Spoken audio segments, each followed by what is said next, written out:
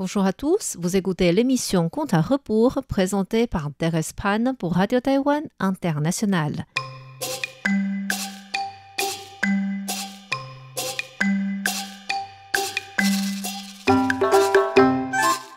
La semaine dernière, nous avons vu qu'un bandit s'appelant Chen Liang qui voulait tuer Su Beishan en croyant qu'il intimidait des pauvres.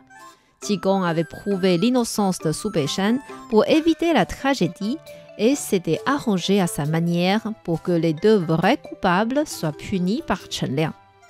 Si vous vous rappelez bien, ce Chen Liang étant un bandit, était critiqué par sa famille. La manière qu'il pensait trouver pour se laver de ses péchés était de rentrer chez les moines. Comme il avait vu de ses propres yeux la grande capacité de Qigong, il voulait se mettre à son école. Après s'être sauvé de chez Su Beishan, Chen Liang attendait Qigong dehors et guettait. Peu de temps après, Qigong sortit de la maison de Su Beishan en tenant le grand couteau que Chen Liang avait perdu la veille. Su Beishan lui dit « Maître, restez donc prendre le petit déjeuner. Pourquoi partir si tôt ?»« Cela fait des semaines que je ne suis pas passé au temple Lingying. Je préfère ne pas tarder d'y retourner. » Ainsi, il salua Su Beishan et partit. Chen Liang avait envie de redemander son couteau auprès de Qigong, mais il n'arrivait pas à en prendre courage. Pendant qu'il hésitait, il entendit la voix de Qigong qui dit « Quelle audace d'avoir envie de reprendre ce couteau! Ce que nous entendons peut être faux, ce que nous voyons peut ne pas être vrai. Sans vérifier ce qui s'est passé, vous vouliez anéantir toute une famille. Je vais vendre ce couteau à celui qui en voudra. » Un peu plus loin, un vendeur d'antiquités entendit justement cette parole. Il s'approcha de Qigong et vérifia l'état de son couteau. C'était en acier pur. Il demanda donc « Maître, vous voulez le vendre à combien? Je suis bien intéressé de l'acheter. » « Donnez-moi de l'argent pour acheter 2 bouteilles d'alcool et ce couteau est à vous. » « Vous prenez de l'alcool à combien par bouteille? » « Un demi-kilo d'argent par bouteille. » Comme ce prix était largement suffisant pour acheter 10 bouteilles, le vendeur esquissa un sourire et partit en hochant la tête. Qigong continua sa route et Chen Liang le suivit silencieusement derrière. Arrivé au lac Xihu, Chen Liang prit enfin courage. Il se mit à genoux devant Qigong en disant « Maître, je sais que j'ai eu tort. Je vous prie de me pardonner et me conduire à la vie des moines. » Devenir mon disciple, c'est facile. J'ai déjà tant de disciples laïcs. Mais devenir un moine, c'est autre chose. Nous allons voir si vous pouvez vraiment y arriver. Maintenant, levez-vous. Reprenez votre couteau et suivez-moi. Chen Liang suivit Qigong jusqu'à l'entrée du temple Lingying. Qigong dit au moine gardien « Mes frères, voici mon nouveau disciple. Comment le trouvez-vous? »« Félicitations, grand frère. Entrez donc. »« Non, il faut d'abord que je fasse les présentations. Chen Liang, selon l'ancienneté, ces 2 confrères à moi sont comme vos oncles. Mettez-vous à genoux et saluez-les. »« Oh non, non, non, ce n'est pas la peine. Nous ne sommes pas dignes. » « Bien sûr que si. Une fois qu'il s'incline devant vous, vous pouvez aussi lui donner une petite enveloppe. »« Arrêtez de blaguer, grand frère. Nous n'avons pas d'argent. » Qigong rigola et amena Chen Liang au temple principal saluer les Bouddhas. Ensuite, il sonna la cloche pour réunir tous les moines en annonçant « Mes frères, j'ai un nouveau disciple aujourd'hui et il veut entrer chez nous. J'espère que vous saurez prendre soin de lui. » Il se tourna vers Chen Liang et dit « En tant que mon disciple, il faut que vous m'obéissez.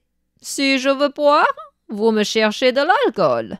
Si j'ai envie de manger de la viande, vous m'en achetez. » Oui, c'est légitime qu'un disciple rende service à son maître. « Mais si vous n'avez plus d'argent? » Si je n'ai plus rien, je sais où je peux en trouver dans la ville. Non, c'est interdit. Si vous volez de l'argent, il faut le faire dans ce temple. De toute façon, ils sont tous vos oncles, voire grands-oncles. Ils ne diront rien si vous prenez leur argent. N'est-ce pas, tout le monde? Les moines rigolèrent tous et se dirent « Oh, la première chose qu'il lui apprend est de nous voler. Tel maître, tel disciple. » À partir de ce jour-ci, Chen Liang acheta tous les jours de l'alcool et de la viande pour Qigong. Rapidement, il dépensa tout l'argent qu'il avait sur lui et devait même mettre en cage des habits. À la fin, il n'avait vraiment plus d'autre solution et raisonna « Ce soir, je vais sortir du temple et voler de l'argent pour pouvoir continuer à nourrir le maître. » Vers minuit, Chen Liang vit que Qigong dormait profondément. Il sortit son habit nocturne et voulait se changer. Or, la voix de Qigong se fit entendre. « Je vous ai dit de voler dans le temple et non dehors. Pourquoi vous ne m'obéissez pas? D'accord, je vais vous faire la tonsure maintenant. Peut-être qu'en tant que moine, vous m'obéirez mieux. » Qigong sortit de la chambre, alla réveiller le moine responsable de la cuisine en disant « Mon frère, donnez-moi une bouilloire. »« Vous voulez chauffer de l'eau à minuit? Pourquoi faire? »« Je vais tonsurer mon disciple. » Comme Qigong faisait beaucoup de bruit, les autres moines furent aussi réveillés et se dirent « Il est vraiment fou de vouloir tonsurer son disciple à cette heure-là. » Ils allèrent voir Chen Liang et virent qu'il était immobile dans sa chambre, impossible de bouger tout seul. Les moines coopérèrent, certains le poussèrent, d'autres le tirèrent et réussirent enfin à sortir Chen Liang du temple. Ils lui dirent « Votre maître est un moine fou, partez vite et ne revenez plus. » Dès que Chen Liang sortit du temple, il retrouva sa mobilité et enfila son habit nocturne. Il alla voler quelques kilos d'argent, attendit le lever du jour et alla chez le prêteur sur gage pour racheter ses habits. Ensuite, il trouva un petit restaurant, commanda quelques plats et s'assit à une table près de la porte arrière. En attendant que les plats arrivent, il raisonna en buvant. « Je voulais tout simplement laver mes péchés, mais à la fin, les moines veulent que je parte.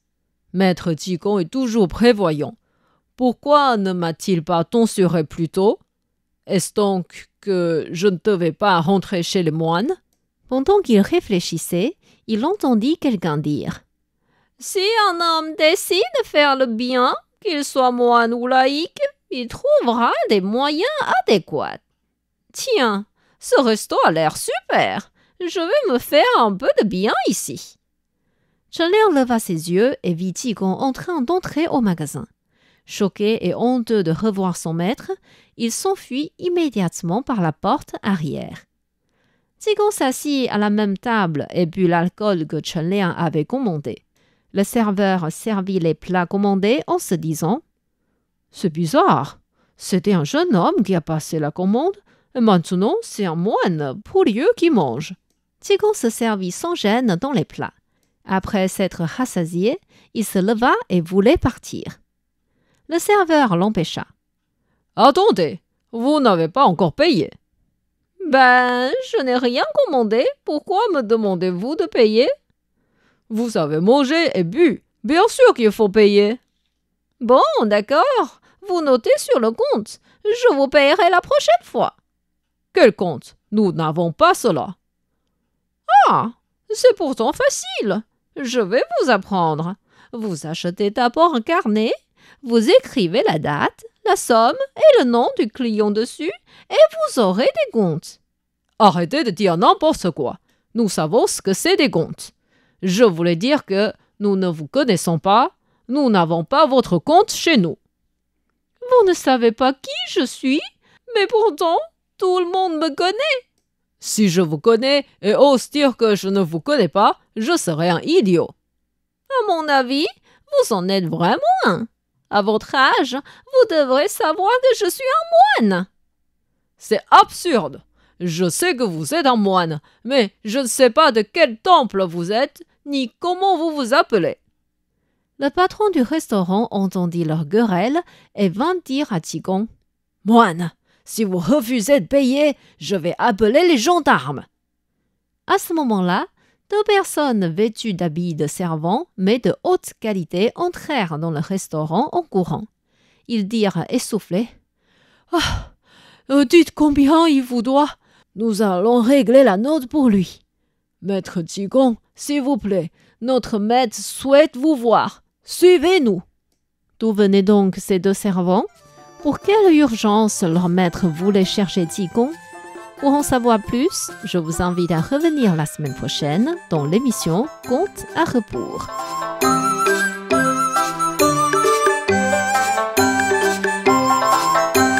C'était Contes à rebours présenté par Thérèse Pan sur les ondes de RTI.